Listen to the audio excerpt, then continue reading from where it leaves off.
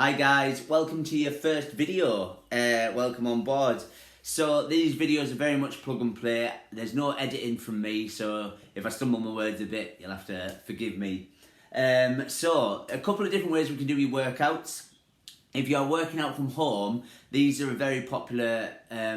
These are proven very popular workout ways of getting the workouts across. It's very much a plug and play. So like a YouTube video, I'll schedule them into your schedule on your apps. Keep an eye on your schedule. It's very important in this. Keep an eye on your schedules, and your workouts will pop up on there. There's a couple of ways we can do it. It's like I say, this one's a plug and play, so you'll work out along with me, and there's not a lot of thought into that. You just do exactly the same movements I do. Or the other way is programming a workout for you. So if you're in a gym-based environment, it might be we work out your sets, we work out your reps. There'll be a list of the exercises you do. You can click on a link and it'll show you the movement patterns. If you're not sure what a overhead press is, for example, or a deadlift, there'll be a video description of that movement. So if you're in a gym-based environment and working out that way, it might be slightly different. If you're working out at home, there's a workout where we do your sets and reps that way and an image of a guy, or we can do this way. So you tell me which way you want to do it. Have a look at both. It's your workout, it's your plan, so you tell me which way we want to work it. A couple of things I want to go through if you work. So this is specifically if you're going to be working out at home. If you know you're going to be in a gym environment, probably skip forward this. You might not want to watch it. I'll keep it as brief as I can. So when we get into, I want to go through a few basic movement patterns. I might have to move the camera around a little bit, and some stuff that you might want to think about investing in. You don't have to invest in it. It's all available on Amazon. I'm keeping the costs really low, but I will be doing some workouts with it. First, just to protect your knees and everything like that, a good thick mat, available on Amazon. If you're struggling with it, let me know.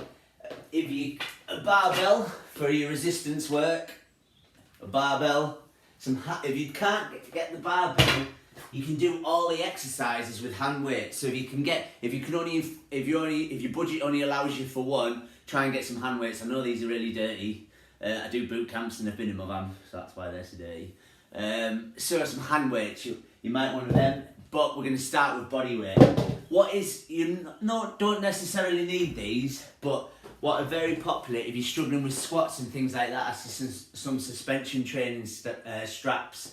The reason that is, so if you're doing a squat and you're struggling with that squat, if you've got some suspension straps, you can use them to pull against and it'll help you pull back up.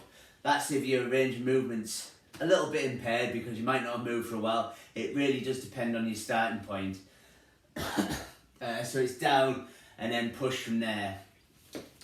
So then the TRX ones are quite expensive, so you can get normal, just Google suspension straps or go on Amazon, suspension straps. Don't buy the TRX ones, they're a lot of money. They're like 70 quid, you can get some for, 15 quid, 10 or 15 quid off Amazon. So hand weights, message me if you're not sure which ones to buy, we'll chat about that. Just a set of hand weights, probably about 10 or 15 quid. A mat, about a tenner, that's all you really need. A barbell, I'm going to show some of you might have that anyway. Now all I want to do is go through some basic movements. So if we're working out from home, just a few things I want to bear in mind. Now we're going to work on a squat. We're going to look at a squat first off.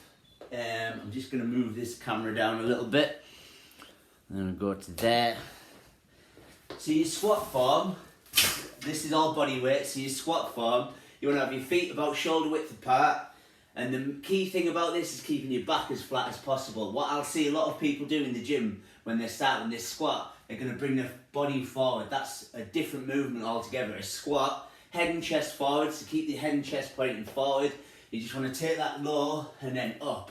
A good squat is bringing your hips below your knees, so you want to break parallel. That is parallel, and that is just breaking parallel. Now, it might be, depending on your starting point, it might be different for everyone. It might be that your squat, you can only get to there at the moment, but over time, you're going to gradually get lower.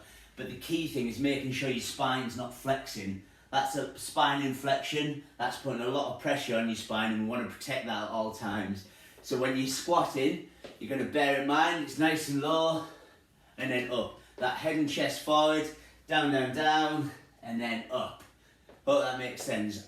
A lunge is a similar one. If you're new to exercising, lunges can be quite challenging.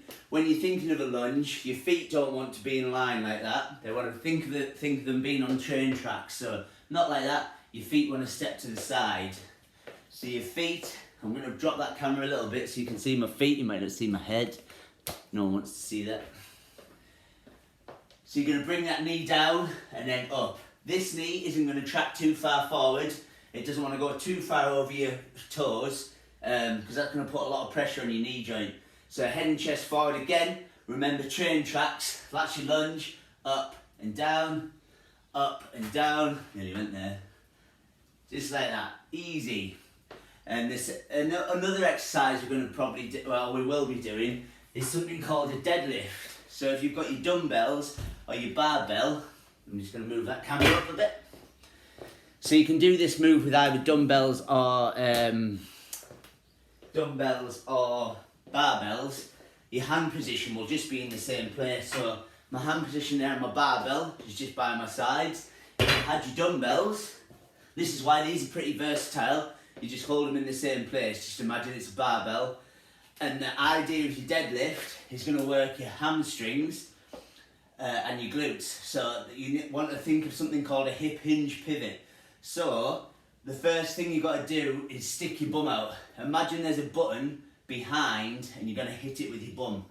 And you want to keep these dumbbells close to the midline of your body. So hit that button and keep that back flat and go as low as you can. Just a slight bend in them knees, down and up. There's a lot of variations of the deadlift and of the squat. We're going to keep it very basic to start with. So this movement, if you think about the muscles we're working, is very much a hamstring exercise and glute. Lower back and other ones, but they're predominantly the ones we're looking at. So down, keep your head and chest forward, and then pull up from there. Down, and then up. You can refer back to this video anytime. It'll be on your app. So there will be a lot of leg work in this. The reason for that is, what I get a lot of comments saying is, I don't want my legs to get any bigger, and that's fine. Weights, these movements we're doing, which will be quite high volume, so quite a lot of reps, and quite light weights, so they're not going to make your legs big as in wide. They're not going to make your bum big as in wide. Calories are going to make your legs and bum wide, not the weights. So as long as you're in a calorie deficit, which we're going to talk about through the program, that you're not going to get big legs. So I'll probably have this conversation with some people because I get it a lot. But squats will not give you big legs. They'll firm up the muscle tissue you've got, but you won't get big legs. Calories will do that. So the more you eat will do that. If you're thinking bodybuilders with massive legs, massive muscle mass, they consume a lot of calories. Your muscles won't grow unless you're consuming a lot of calories. They need calories to grow. So bodybuilders, predominantly a lot of them are on enhancements anyway, so even the females, so you won't get big legs. Is that alright? Right, your next one, we'll be doing push-ups and your body weights thing. So in your push-ups, what you'll see a lot of people do is have the hands too high and pushing from there. That's putting a lot of pressure on your rotator cuffs, on your shoulders. If you think a push-up, predominantly wants to work your chest, triceps, bit of shoulders, but we want to work these big muscles across here and here. So a push-up, always think you're pushing someone away from you. If you push someone away from you, you won't push them there unless you're short like me. You won't push someone like that, you push them from the chest. That's where you get the most power. So your hands will align with your chest. I'm going to move this camera down and I'm going to show you what I mean. So I'm doing this in my conservatory. So I was going to do it in the gym, but then I thought it's a home workout. I want to show you that you can do it at your home. My space isn't here a lot, albeit like the filming's a little bit difficult, but we are where we are. So you push up, hands in line with your chest. There's a couple of ways to do this. This might be why you want your mat. If you've got old knees like me, you might want your mat. So on your toes is one way. Remember, hands in line with your chest. So over there, and you want to keep your elbows close to your body and then push. down, push, abs tight. The regression is to drop to your knees. So drop to your knees, but the same range of motion, down and push. What I'll see a lot of people do is they'll come back like this and they'll push like this, like almost like they're praying. That's not really working anything. Well, it is, but not the muscles we're wanting to target. So make sure you tilt that forward so your hands are over your chest. Push down from there and up. You don't want your elbows flaring out like that. Like that. You want your elbows to tuck in. So imagine this section here is a Y shape or a V. So if they're up like that, that's putting a lot of pressure on your rotator cuffs. So drop your elbows. Don't tuck them right in. You want that sort of position. So when you're doing it, imagine you've got like a V shape under there. Does that make sense? Good. So it's down, hands in line with your chest, down, all the way down and up. All the way down and up. You want to think of range of motion. So if you're doing half push-ups, like this, that's fine. But you're not getting the most bang for your buck. That range of motion is using that full muscle. The more muscle we use, the more muscle mass we use in any contraction, the more calories you're going to burn, the more fat loss the more we're going to elicit fat loss. Does that make sense? So that push-up. The next one, a plank. Everyone's favourite. So the key thing with a plank is making sure your core section is doing the work. So what I'll see a lot of is people, so the plank, I'll show you the move first. There's two variations, there's more than that, but the basic ones is an elbow plank and then a high plank. So on your elbows and high. So, I'm just going to turn this way. A high plank is like this. A low plank is like this. A bad plank is like this. So this plank, and when you see people's bums start to rise up, that's because their core is not doing the work anymore, the shoulders are. When you're putting that weight, that load up over, your shoulders are doing the work. Generally because people are getting tired, so really try it if you need to, and you're planking, you're getting tired, reset that, and then roll back into that plank, and always be mindful of what exercise it is what muscle group we're working. So we're working that core section. If we're working shoulders and you were going to a shoulder press, then fair enough, get your bum in the air, but we want to keep that low. So you want to keep that low, you want to hold that plank, and as long as you can, keep that bum down. Excellent. Sit-ups, similar sort of thing. So a sit-up, again, depending on your starting point, depending on your starting point will depend where you go. So a sit-up, in an ideal world, we will keep our hands in one place, whether it's on our temples, or whether it's on our chest, and we sit up. If you're struggling, there's a couple of regressions. You could use these hands as a counterweight. So that will pull you up. We don't want to do that long term. That's just if we're starting our sit up and you find it a challenge. The other way is grab your hand weights and throw them up. That's going to help you pull up. So you use them weights as a counterweight and that will help you get up. Or the regression again is just a crunch. So get your shoulders up as high as you can. As high as you can and all the way up. You want to tuck your chin and make sure you're not leading with your head. You'll see a lot of people go all chicken neck and try and get up with your neck. We're not working your neck, we're working your abs. So it's down, tuck your chin in, keep your gaze one place and then bring that up. Is that alright? Excellent. So I'm only going to go through your basic movement patterns. I'll get more into it when we do the videos. Your next one is a shoulder press. We're going to move this up again.